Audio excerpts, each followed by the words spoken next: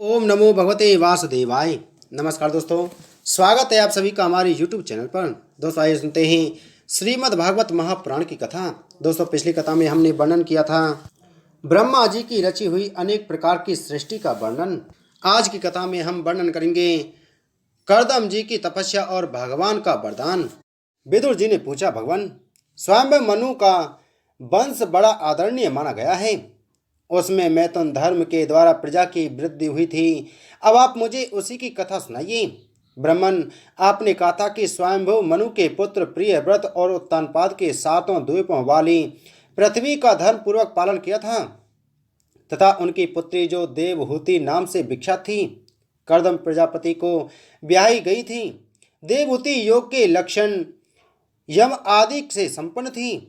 उससे महायोगी कर्दम जी ने कितनी संतानें उत्पन्न की, वह सब प्रसंग आप मुझे सुनाइए। मुझे उसके सुनने की बड़ी इच्छा है। इसी प्रकार भगवान रुचि और ब्रह्मा जी के पुत्र दक्ष प्रजापति ने भी मनु जी की कन्याओं का पानी ग्रहण करके उनसे किस प्रकार क्या क्या संतान उत्पन्न की, यह सब चरित्र भी मुझे सुनाइए।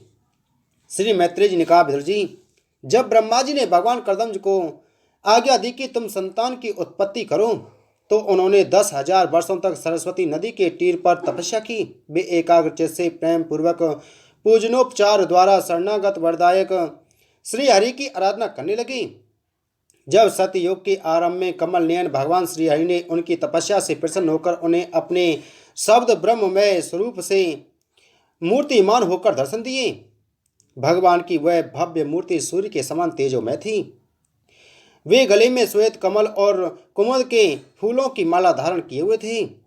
मुख कमल नीली और चिकनी अलकावली से सुशोभित था। वे निर्मल वस्त्र धारण किए हुए थे।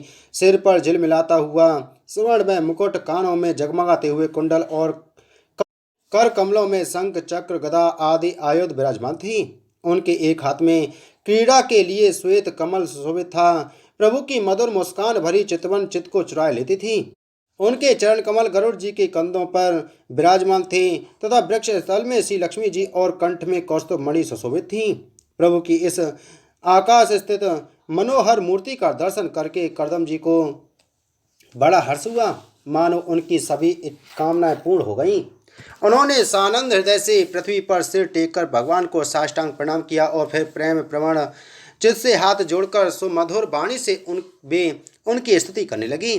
कर्दम जी ने कहा, स्तुति करने योग्य परमेश्वर, आप संपूर्ण सत्व गुण के आधार हैं। योगी जन उत्तरोत्तर शुभ योनियों में जन्म लेकर अंत में योगस्थ होने पर आपके दर्शनों की इच्छा करते हैं। आज आपका वही दर्शन पाकर हमें नेत्रों का फल मिल गया। आपके चरण कमल भवसागर से पार जाने के लिए जहाज हैं। जिनकी बुद्धि आपकी माया से मारी गई है, वे ही उन तुच्छ क्षणिक विषय सुखों के लिए जो नरक में भी मिल सकते हैं उन चरणों का आश्रय लेते हैं, किंतु स्वामिन, आप तो उन्हें वे विषय भोग भी दे देते हैं। प्रभु, आप कल्प वृक्ष हैं। आपके चरण समस्त मनोरथों को पूर्ण करने वाले हैं। मेरा हृदय काम कलुषित है। मैं भी आप अपने अनुरूप स्वभाव वाली और गृहस्थ धर्म के पालन में सहायक शीलवती कन्या से विवाह करने के लिए आपके चरण कमलों की शरण में आया हूँ। सर्वेश्वर, आप संपूर्ण लोकों के अधिपति हैं। नाना प्रकार की कामनाओं में फंसा हुआ यह लोक आपकी वेद वाणी रूप डोरी में बंधा है। धर्म मूर्ति उसी का अनुगमन करता हुआ मैं भी काल रूप आपको आज्ञा पालन रूप परोपकार आदि समर्पित करता हूँ। प्रभु, आपके भक्त विषयासक्त लोगों और उन्हीं के मार्ग का अनुसरण करने वाले मुझ जैसे कर्मजड़ पशुओं को कुछ भी न गिनकर आपके चरणों की छत्र छाया का ही आश्रय लेते हैं तथा परस्पर आपके गुणगान रूप मादक सुधा का ही पान करने अपने क्षुधा पिपास आदि देह धर्मों को शांत करते रहते हैं। प्रभु, यह काल चक्र बड़ा प्रबल है। साक्षात ब्रह्म ही इसके घूमने की धुरी हैं। अधिक मान सहित 13 महीने अरे हैं। 360 दिन जोड़ हैं। 6 ऋतुएं नैमी हाल हैं। अनंत क्षण पल आदि इसमें पात्राकार धाराएं हैं तथा 3 चतुर्मास इसके आधारभूत नाभि हैं। यह अत्यंत वेगवान संवत्सर रूप काल चक्र चराचर जगत की आयु का छेदन करता हुआ घूमता रहता है। किंतु आपके भक्तों की आयु का हास्य नहीं कर सकता।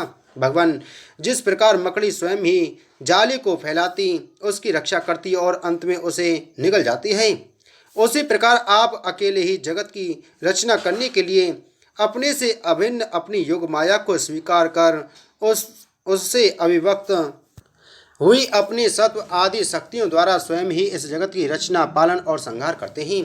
प्रभु, इस समय आपने हमें अपनी तुलसी माला मंडित माया से परिच्छिन्न सी दिखाई देने वाली सगुण मूर्ति से दर्शन दिया है। आप हम भक्तों को जो शब्द आदि विषय सुख प्रदान करते हैं, वे मायक होने के कारण यद्यपि आपको पसंद नहीं है, तथापि परिणाम में हमारा शुभ करने के लिए वे हमें प्राप्त हों। नाथ, आप स्वरूप से निष्क्रिय होने पर भी माया के द्वारा सारे संसार का व्यवहार चलाने वाले हैं तथा थोड़ी सी उपासना करने वाले पर भी समस्त अभिलषित वस्तुओं की वर्षा करते रहते हैं। आपके चरण कमल वंदनीय हैं। मैं आपको बारंबार नमस्कार करता हूँ। मैत्री जी कहते हैं, भगवान की भौहें प्रणय मुस्कान भरी चितवन से चंचल हो रही थीं। वे गरुण जी के कंधे पर विराजमान थे। जब कर्दम जी ने इस प्रकार निष्कपट भाव से उनकी स्तुति की, तब वे उनसे अमृतमयी वाणी से कहने लगे। श्री भगवान ने कहा, जिसके लिए तुमने आत्म संयम आदि के द्वारा मेरी आराधना की है, तुम्हारे हृदय के उस भाव को जानकर मैं पहले से ही उसकी व्यवस्था कर दी है। प्रजापति, मेरी आराधना तो कभी भी निष्फल नहीं होती। फिर जिनका चित्त निरंतर एकांत रूप से मुझ में ही लगा रहता है, उन तुम जैसे महात्माओं के द्वारा की हुई उपासना का तो और भी अधिक फल होता है। प्रसिद्ध यशस्वी सम्राट स्वयंभु मनु ब्रह्मावर्त में रहकर 7 समुद्र वाली सारी पृथ्वी का शासन करते हैं। विप्रवर, वे परम धर्मज्ञ महाराज महारानी शत्रुपा के साथ तुमसे मिलने के लिए परसों यहाँ आएंगे। उनकी एक रूप यौवनशील और गुणों से संपन्न श्याम लोचना कन्या इस समय विवाह के योग्य है। प्रजापति, तुम सर्वथा उसके योग्य हो, इसलिए वे तुम्ही को वह कन्या अर्पण करेंगे। ब्रह्मन, गत अनेकों वर्षों से तुम्हारा चित्त जैसी भार्या के लिए समाहित रहा है, अब शीघ्र ही वह राजकन्या तुम्हारी वैसी ही पत्नी होकर यथेष्ट सेवा करेगी। वह तुम्हारा वीर अपने गर्भ में धारण कर उससे 9 कन्याएं उत्पन्न करेगी और फिर तुम्हारी उन कन्याओं से लोक रीति के अनुसार मरीचि आदि ऋषिगण पुत्र उत्पन्न करेंगे। तुम भी मेरी आज्ञा का अच्छी तरह पालन करने से शुद्ध चित्त हो, फिर अपने सब कर्मों का फल मुझे अर्पण कर मुझको ही प्राप्त होगे।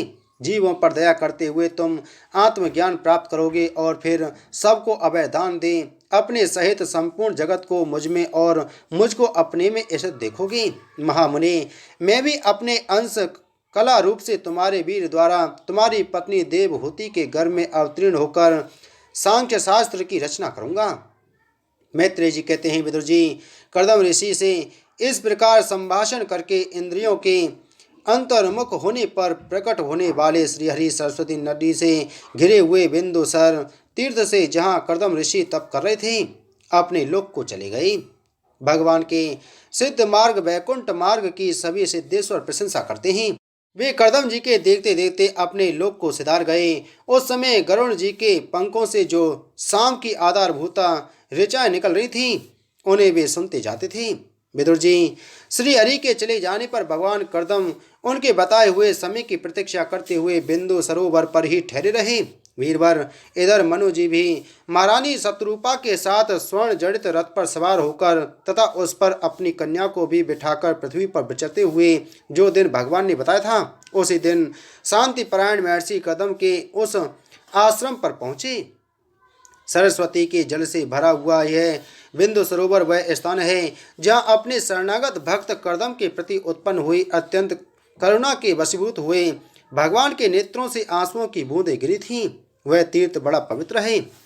इसका जल कल्याणमय और अमृत के समान मधुर है तथा महर्षिगण सदा इसका सेवन करते हैं। उस समय बिंदु सरोवर पवित्र वृक्ष लताओं से घिरा हुआ था, जिसमें तरह तरह की बोली बोलने वाले पवित्र मृग और पक्षी रहते थे। वह स्थान सभी ऋतुओं के फल और फूलों से संपन्न था और सुंदर वन श्रेणी भी उसकी शोभा बढ़ाती थी।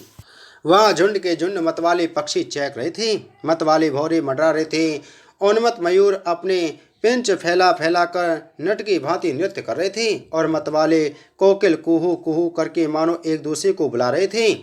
वह आश्रम कदम चंपक अशोक करंज बकुल असन कुंद मंदार कुटज और नए नए आम के वृक्षों से अलंकृत था। वहाँ जल काग बतख आदि जल पर तैरने वाले पक्षी हंस कुरर जल मुर्ग सारस चकवा और चकोर मधुर स्वर से कलरव कर रहे थे। हरिण सुअर स्याही नीलगाय हाथी लंगूर सिंह बानर नेवले और कस्तूरी मृग आदि पशुओं से भी वह आश्रम घिरा हुआ था। आदिराज महाराज मनु ने उस उत्तम तीर्थ में कन्या के सहित पहुंचकर देखा कि मुनिवर कर्दम अग्निहोत्र से निवृत्त होकर बैठे हुए हैं। बहुत दिनों तक उग्र तपस्या करने के कारण वे शरीर से बड़े तेजस्वी दिख पड़ते थे तथा भगवान के स्नेहपूर्ण चितवन के दर्शन और उनके उच्चारण किए हुए कर्णामृत रूप सुमधुर वचनों को सुनने से इतने दिनों तक तपस्या करने पर भी वे विशेष दुर्बल नहीं जान पड़ते थे। उनका शरीर लंबा था, नेत्र कमल दल के समान विशाल और मनोहर थे, सिर पर जटाएं सुशोभित थीं और कमर में चीर वस्त्र थे। वे निकट से देखने पर बिना आसन पर चढ़ी हुई महामूल्य मणि के समान मलिन जान पड़ते थे। महाराज स्वयंभू मनु को अपनी कुटी में आकर प्रणाम करते हुए देख उन्होंने उन्हें आशीर्वाद से प्रसन्न किया और यथोचित आतिथ्य की रीति से उनका स्वागत सत्कार किया।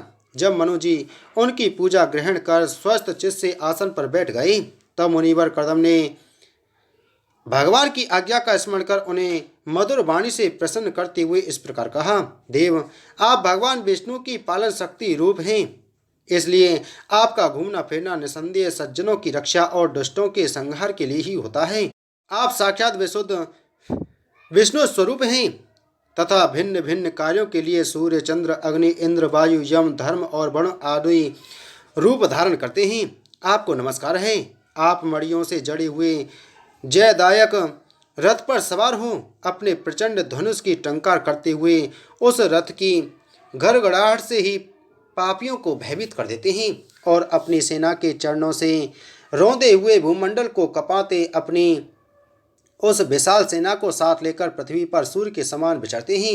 यदि आप ऐसा ना करें तो चोर डाकू भगवान की बनाई हुई वर्णाश्रम धर्म की मर्यादा को तत्काल नष्ट कर दें तथा विषय लोलुप निरंकुश मानवों द्वारा सर्वत्र अधर्म फैल जाए। यदि आप संसार की ओर से निश्चिंत हो जाएं तो यह लोक दुराचारियों के पंजे में पड़कर नष्ट हो जाए।